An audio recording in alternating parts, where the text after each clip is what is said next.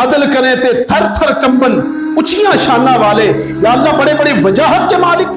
بہت بڑے طاقت کے مالک، بہت بڑی قوت کے مالک، لیکن جب تیرے عدل کی بات سنتے ہیں تو دہل جاتے ہیں. یا اللہ وہ اپنے اندر ہی اندر خوفزدہ ہو جاتے ہیں. عدل کرے تے تھر تھر کمبن اونچیاں شانہ والے، تجدو فضل کرے تے بخشے جامن میں ورگے منہ کالے. یا اللہ فضل کرے تو چھوٹے سا چھوٹا بندہ بھی اپنے اندر خوشی اور فرق محسوس کرتا ہے. یا اللہ تو میرا رب ہے. یا اللہ میں شکر ادا کرتا ہوں کہ تو میرا رب ہے، تو رحیم ہے، تو کریم ہے، تو ستار ہے، تو غفار ہے، تو فضل کا مالک ہے، تو کرم کا مالک ہے، تو رحمتوں کا مالک ہے. تو اس لیے اللہ تبارک و تعالیٰ کی یہ رحمت، یہ صفت جو ہے رحمت والی، یہ تمام صفات کے اوپر ہے. اللہ تبارک و تعالیٰ نے باقی صفات اپنے نیچے رکھی ہیں، صفت رحمت سب سے اوپر رکھی ہے تاکہ ہر بندہ اللہ کی طرف متوجہ ہو سکے. اگر کوئی نماز پڑھ رہا ہے، نماز میں مکمل توجہ نہیں بھی ہے، لیکن پھر بھی اس کو یہ پتا ہے کہ یہ ٹوٹے پھوٹے سجدے اگر قبول کرنے ہیں تو وہ رب کائنات کی ذات نہیں قبول کرنے ہیں. یہ میرے رکوع و سجود، یہ قیام کہ جس کے اندر میرے خیالات دنیا کے اندر مصروف ہیں، عبادت میں رب کی کر رہا ہوں لیکن میرے خیالات دنیا کے اندر ہیں، اس کے باوجود اس کا یقین ہے اگر قبول کرنی ہے تو صرف اللہ کی ذات نے میری عبادت کو قبول کرنا ہے. یہ ٹوٹے پھوٹے سجدے بے شک میرے نزدیک حقیر ہیں، لیکن اللہ تبارک و تعالیٰ اپنے بندے کی ہر ادا کو دیکھتا ہے. تیری ہر ادا پہ ہے جاں فدا، تیری ہر ادا نے مزہ دیا. اللہ تبارک و تعالیٰ بندے کی ہر ادا کو دیکھتا ہوئے بس صرف بندے کے اندر کی بات دیکھتا ہے کہ یہ بندہ ڈرتے ہوئے میری بارگاہ میں قیام کر رہا ہے، خوفزدہ ہو کر میری بارگاہ میں رکوع کر رہا ہے اور سجدہ کر رہا ہے. تو وجاہت کا مالک ہو کر میری بارگاہ میں جب سجدہ کرتا ہے تو میں رب کائنات اس کے سجدوں کو قبول فرمانے والا ہوں. یعنی بندہ صرف اسی نیت کے ساتھ جب کرتا ہے تو اللہ تبارک و تعالیٰ کی صفت رحمت جو ہے تمام صفات کے اوپر ہے، اور یہی صفت اللہ تبارک و تعالیٰ نے اپنے محبوب کو عطا فرمائی ہے. اب دیکھیں رحمت کا معنی کیا ہے. رحمت کا معنی ہوتا ہے مہربان، رحمت کا معنی ہوتا ہے فضل کرنے والا، رحمت کا معنی ہوتا ہے بہت ہی زیادہ مہربانی کرنے والا. اللہ تبارک و تعالیٰ نے جہاں پر اپنے آپ کو لوگوں کے لیے، کائنات کے لیے مہربان کہا ہے، وہیں پر رسول اللہ کو بھی اس صفت رحمت کے ساتھ متصف کر کے فرما دیا ہے محبوب میں بھی مخلوقات پر مہربان ہوں، اے محبوب تو بھی مخلوق پر مہربان ہے، اے محبوب میں اپنے بندوں پر مہربان ہوں، اے محبوب صلی اللہ علیہ وسلم تو اپنی امت پر مہربان ہے اور قیامت تک کے سب لوگوں کے لیے مہربان ہے. اب آپ اندازہ کریں جب رحمت ہوگی تو اس کے لیے بڑی توجہ سے یہ دو تین باتیں میری سماعت کرنی آپ احباب نے کہ اس کے اندر اللہ کے محبوب علیہ السلام کی شان کیسے نکھر کر سامنے آتی ہے. نبی پاک صلی اللہ علیہ وسلم کو جب اللہ نے رحمت للعالمین کہا ہے اور رحمت بنایا ہے تو اس کا مطلب یہ ہوا، رحمت کا مطلب یہ ہوتا ہے کہ رحمت ہر وقت کے لیے رحمت ہو. یعنی یہ سنتے جائیے، ہر وقت کے لیے رحمت ہو. رحمت جب کہا جاتا ہے تو رحمت کا مطلب ہوتا ہے ہر ایک کے لیے رحمت ہو. رحمت جب کہا جاتا ہے تو تیسری بات ہر جگہ کے لیے رحمت ہو. اس کا مطلب یہ ہوا کہ جب اللہ تبارک و تعالی ہر ایک کے لیے رحمت للعالمین ہے، اللہ تبارک و تعالی ہر ایک کے لیے رب العالمین بھی ہے، رحمت بھی ہے، تو اے محبوب صلی اللہ علیہ وسلم ہم نے آپ کو ہر ایک کے لیے رحمت بنا دیا ہے. اے محبوب صلی اللہ علیہ وسلم رب ہر وقت کے لیے رحمت ہے. اے محبوب ہم نے آپ کو ہر وقت کے لیے رحمت بنا دیا ہے. اے محبوب صلی اللہ علیہ وسلم رب ہر مخلوق کے لیے رب بھی ہے، رحمت بھی ہے. تو اے محبوب صلی اللہ علیہ وسلم ہم نے آپ کو تمام مخلوق کے لیے رحمت بنا دیا ہے. یعنی ہما وقت آپ رحمت بھی ہیں، ہما جہت آپ رحمت بھی ہیں، ہر بندے کے لیے بھی رحمت ہیں، ہر زمان و مکان کی قید کے بغیر ہر ایک کے لیے آپ رحمت ہوئے. نبی پاک صلی اللہ تعالی علیہ وسلم کی رحمت کو ماننا پڑے گا کہ حضور علیہ الصلوۃ والسلام سب کے لیے رحمت، سب جگہ کے لیے رحمت اور تمام وقت کے لیے رحمت ہوئے. اب پھر ایک اور جہت کے ساتھ دیکھیے،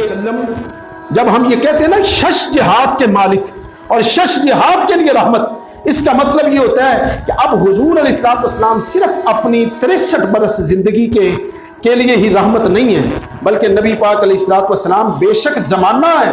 ہزاری حیات طیبہ آپ کی 63 برس ہے، آپ زمانہ طیبہ صرف 63 سالہ آپ نے گزارا، لیکن نبی پاک علیہ الصلوۃ والسلام کو جب رحمت کہا گیا ہے اس کا مطلب ہے آپ اس دنیا میں آنے سے پہلے بھی رحمت ہے، آپ اس دنیا سے چلے جانے کے بعد بھی رحمت ہیں. نبی پاک علیہ الصلوۃ والسلام آپ کی آنکھیں موندی جا چکی ہیں، آنکھیں بند ہیں پھر بھی آپ رحمت ہیں، آپ کی آنکھیں کھلی ہیں پھر بھی رحمت ہیں، اگر آپ کسی کو ڈائریکٹ دیکھ رہے ہیں پھر بھی رحمت ہیں، اور کسی کو ظاہری طور پر نہیں بھی دیکھ رہے ہیں پھر بھی رحمت ہیں. اور حضور علیہ الصلوۃ والسلام کی اگر انسانوں کے لیے رحمت ہے تو محمد مصطفیٰ چونکہ رحمت ہے، کائنات کے لیے رحمت ہے، اس میں حیوانات بھی آتے ہیں، اس میں نباتات بھی آتے ہیں، اس میں جمادات بھی آتے ہیں۔ نباتات سے مطلب یہ درخت جو ہیں، یہ شجر و حجر جو سارے کے سارے، اور پھر شمس و قمر سارے کے سارے، یہ جمادات مخلوقات حضور ہر ایک کے لیے رحمت ہیں۔ اسی لیے تو مصطفیٰ صلی اللہ علیہ وسلم جمادات کے لیے اس طرح رحمت ہیں کہ اگر کوئی غیر مسلم بھی ہاتھ میں کنکریاں لے کر مصطفیٰ کی بارگاہ میں آتا ہے، اے محمد بتا میرے ہاتھ میں کیا ہے، تو حضور فرماتے ہیں کہ میں بتا دوں تیرے ہاتھ میں کیا ہے، یا تیرے ہاتھ والی چیز بتا دے کہ میں کون ہوں، تو اسی وقت پتھر بھی کلمہ پڑھتے ہیں، اشہد ان لا الہ الا اللہ و اشہد ان محمد رسول اللہ۔ حضور علیہ السلام کا کلمہ تو پتھر بھی پڑھ لیتے ہیں، بے جان اور بے زبان مخلوق بھی پڑھ لیتی ہے۔ اور پھر جب مصطفیٰ کو کہا جاتا ہے اگر وہ سامنے درخت جو موجود ہے وہ اگر آپ کے کلمہ پڑھ کر گواہی دے دے تو ہم آپ پر ایمان لے آئیں گے۔ رسول اللہ صلی اللہ علیہ وسلم فرماتے ہیں کہ تم ایمان لاؤ نہ لاؤ لیکن میری وہ درخت گواہی ضرور دے گا۔ جاؤ جا کر درخت کو کہو کہ محمد مصطفیٰ بلا رہے ہیں۔ جب درخت کو پیغام ملتا ہے، یہ تاریخ کے اندر، حدیث پاک کے اندر، صحیح احادیث کے اندر یہ روایات موجود ہیں، بخاری شریف کے اندر، مسلم شریف کے اندر اور شمائل ترمذی شریف کے اندر نبی پاک صلی اللہ علیہ وسلم کے یہ تمام شمائل موجود ہیں کہ جب درخت کو جا کر کہا جاتا ہے تمہیں محمد بلا رہے ہیں صلی اللہ علیہ وسلم۔ اب دیکھیں اس کے کان ظاہری طور پر نہیں ہیں، اس کی آنکھیں ظاہری طور پر نہیں ہیں، اس کے اندر عقل و شعور ہماری طرح ظاہری طور پر نہیں ہے، لیکن اللہ نے حضور کے صدقے سے اس کو چلنے کی بھی طاقت دے دی ہے، اس کو سننے کی بھی طاقت دے دی ہے، اس کو سمجھنے کی بھی طاقت دے دی ہے۔ نبی پاک صلی اللہ علیہ وسلم کا جب پیغام ملتا ہے، بخاری شریف کی حدیث ہے کہ درخت اپنی جڑوں کو دائیں بائیں سے اکھیڑتا ہوا، آگے پیچھے سے اکھیڑتا ہوا بارگاہ مصطفیٰ میں حاضر ہوتا ہے۔ نہ صرف آ کر یہ نہیں ہوتا کہ صرف وہ درخت اکھڑ گیا تو اب دوبارہ نہیں لگ سکتا، مصطفیٰ کی بارگاہ میں آ کے جس طرح جھکا جاتا ہے، جھک کر سلام بھی پیش کرتا ہے، اس کے ایک ایک شاخ کے اندر سے نبی پاک صلی اللہ علیہ وسلم کے کلمے کی گواہی ملتی ہے، اور پھر حضور انگلی کا اشارہ کرتے ہیں، وہ درخت ویسے ہی پاؤں پلٹ کر جا کر اپنی واپس جگہ پر دوبارہ متمکن ہو جاتا ہے۔ رسول اللہ صلی اللہ علیہ وسلم نے اس بات کے اندر یہ اشارہ دے دیا ہم توڑنے والے نہیں ہیں بلکہ ٹوٹے ہوئے کو جوڑنے والے بھی ہیں، یعنی نبی پاک علیہ السلام اس طرح کر کے ٹوٹے ہوئے کو جوڑ دیتے ہیں۔ اور اسی لیے تو پھر جب حضور علیہ السلام سے پوچھا جاتا ہے تو حضور علیہ السلام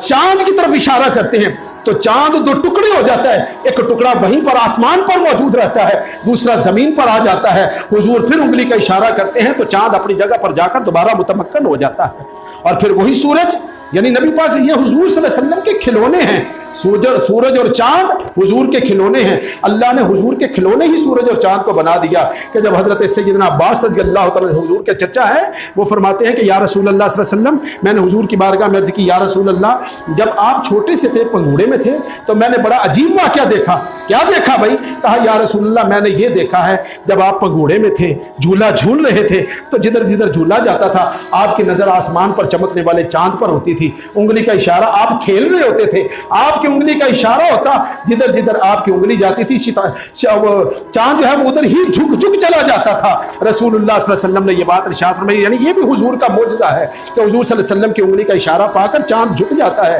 رسول اللہ صلی اللہ علیہ وسلم نے فرمایا یہ تو میرے اس دنیا میں آنے کے بعد چچا جان تم نے دیکھا ہے، میرے اس دنیا میں آنے سے پہلے یہ بات تھی، میں اپنی ماں کے بطن میں تھا، شکم میں تھا، رحم میں تھا، اور میری ماں اپنی ساتھیوں کے ساتھ پانی بھرنے کے لیے جب جاتی ہے، پانی کا برتن پکڑا ہوتا ہے، اور جہاں جہاں سے گزر رہے ہوتے ہیں آسمان پر چمکنے والا سورج اپنی پوری تمکنت کے ساتھ چمک رہا ہوتا تھا اور اپنی تمام تپش کے ساتھ چمک رہا ہوتا تھا، اور میری والدہ کی سہیلیاں اس کی تپش محسوس کرتی تھی، لیکن جہاں پر میری ماں چل رہی ہوتی تھی، چونکہ میں اپنی ماں کے بطن اطہر کے اندر موجود ہوتا تھا، جدھر جدھر میری ماں جا رہی ہوتی تھی اللہ تبارک و تعالیٰ نے آسمان پر ایک بادل کا ٹکڑا سایہ کر دیتا تھا کہ میری ماں کو سورج کی تپش محسوس نہ ہو۔